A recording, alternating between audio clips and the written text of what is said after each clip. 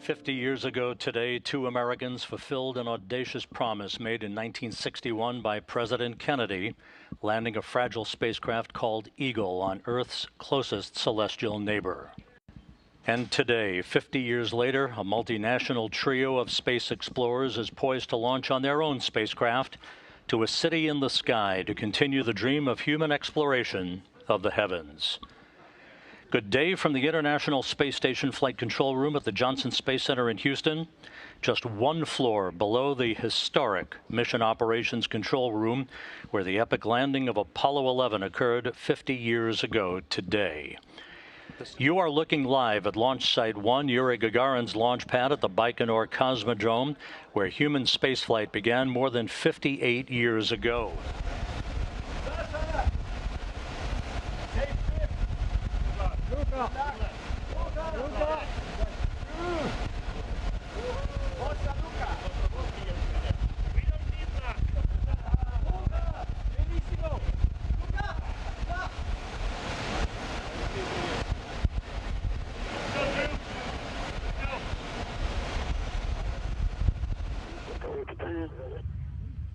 The second umbilical now retracting, initiating auto sequence start.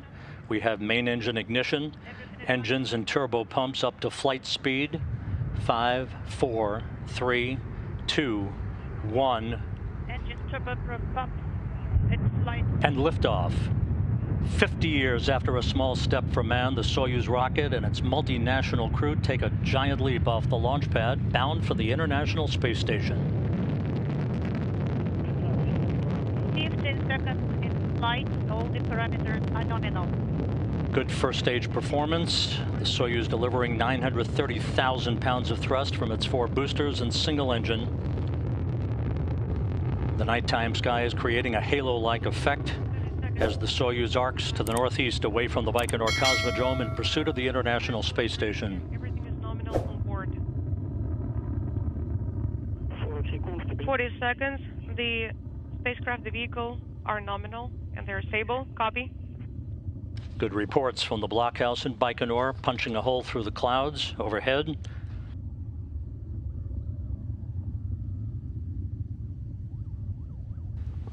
Good engine performance being reported.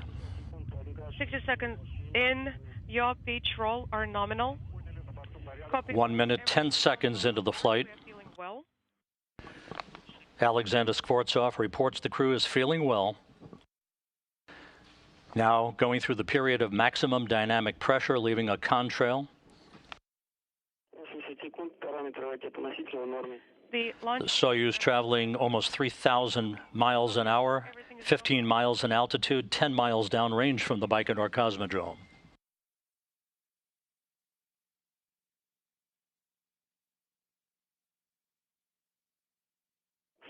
One minute, 45 seconds after launch.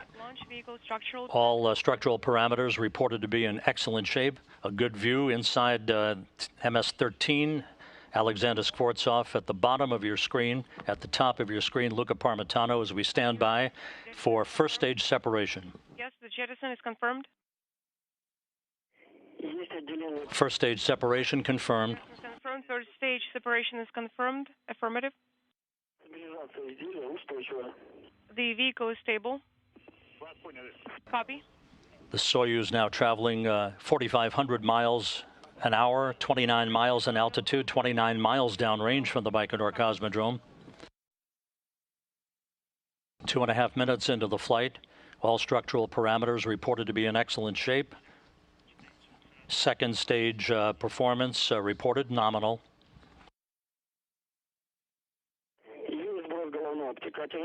The launch shroud has now been jettisoned, and now we're seeing a view from a camera on the second stage of the Soyuz rocket. We will no longer see in-cabin views.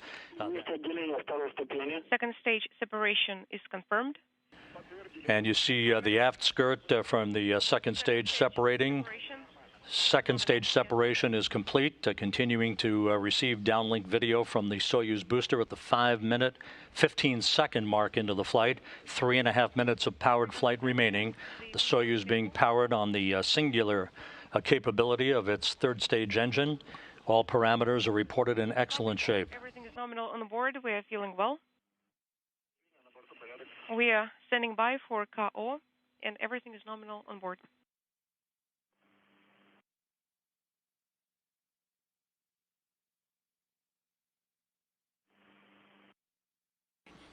And we have third stage shutdown and separation. Third stage separation is confirmed. Congratulations on the nominal orbital insertion.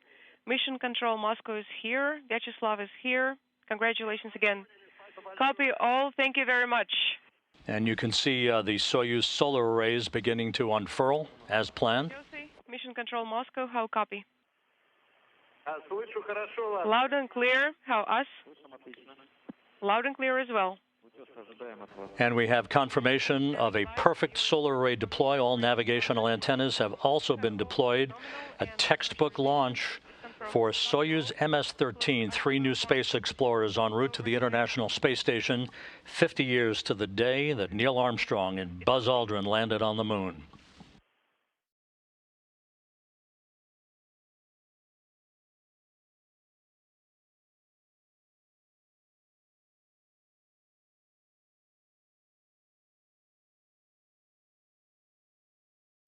Good day once again from the International Space Station Flight Control Room here at the Johnson Space Center in Houston. You are looking live at a view from an external television camera on the Soyuz MS-13 spacecraft, which launched just over 5.5 hours ago from the Baikonur Cosmodrome in Kazakhstan on this historic day, the 50th anniversary of Neil Armstrong and Buzz Aldrin landing on the moon on the lunar module Eagle to culminate one of humankind's greatest achievements on the mission of Apollo 11. 3 new residents headed for the International Space Station with docking scheduled just 50 minutes from now. This Soyuz spacecraft will link up to the aft port of the Zvezda service module to complete a fast-track 4-orbit, 6-hour ride from the launch pad in Baikonur to the International Space Station that will be home for Alexander Skvortsov, Drew Morgan, and Luca Parmitano. And there you can see the windows on the cupola being commanded to be shut by Christina Cook, who has been looking out those windows, trying to capture views of the Soyuz during its final approach for docking. The flight rules call for those windows to be closed on the cupola as a protection for those very precious windows and their external scratch panes during the time of final approach, so that they're not impinged by any Soyuz thruster firings as it approaches the close proximity of the International Space Station. The Soyuz now about 1,000 meters away, as we are now just about 4.5 minutes away from the start of the fly around to the International Space Station. And from the International Space Station, our first view of the Soyuz MS-13 as it approaches the neighborhood of the International Space Station, right on course, right on time for the start of its fly around just 2 minutes from now, docking scheduled 25.5 minutes from now.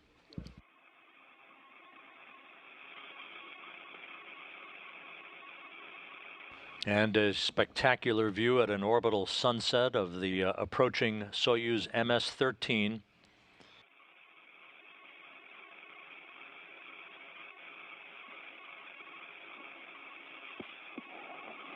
As it flies past the Soyuz MS-12 on the Earth-facing side of the Russian segment of the station, docked to the Rassvet module.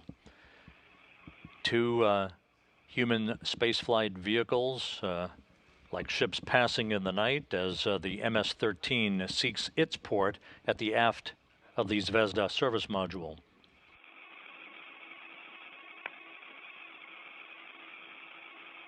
And you can see thruster firings on the Soyuz, all automatically controlled by its onboard computers as it prepares to park itself for a short period of time, just a couple of 100 meters to the aft of the Zvezda service module.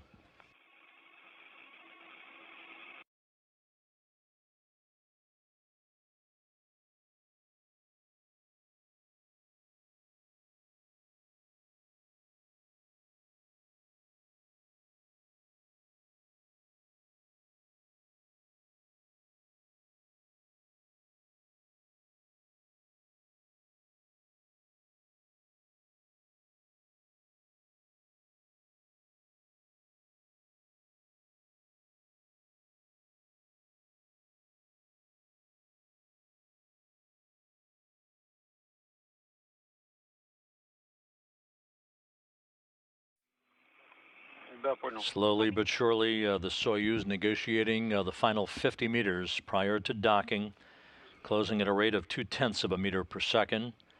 You're looking right up the barrel there of the aft port of the Zvezda service module. That's the destination for MS-13 and its 3-man crew.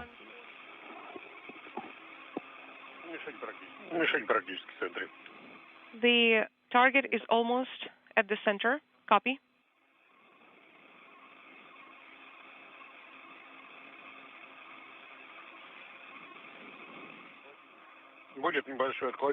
There will be a slight deviation still. Yeah, but look, I think it's getting better. I'm expecting contact.